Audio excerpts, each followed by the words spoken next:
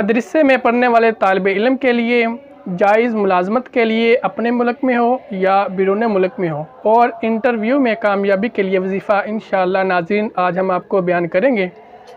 تو جو بندہ دینی طالب علم مدرسے میں پڑھنے والا ہوگا وہ اس وظیفے کو کرے گا انشاءاللہ عز و جل، وہ اللہ تعالیٰ اس کو اس میں کامیابی عطا فرمائے گا۔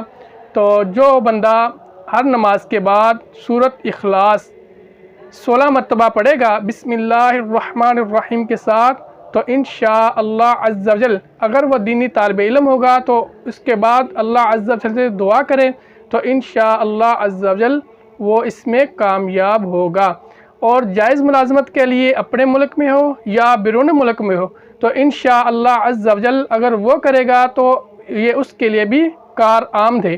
اور انٹرویو میں کامیابی کے لیے انشاءاللہ جو یہ وظیفہ کرے گا سورۃ اخلاص 16 مرتبہ اور ہر نماز کے بعد اور بسم اللہ الرحمن الرحیم کے ساتھ، تو انشاءاللہ عز و جل انٹرویو میں کامیاب ہوگا۔ صلو علی الحبیب صلی اللہ تعالی علی محمد۔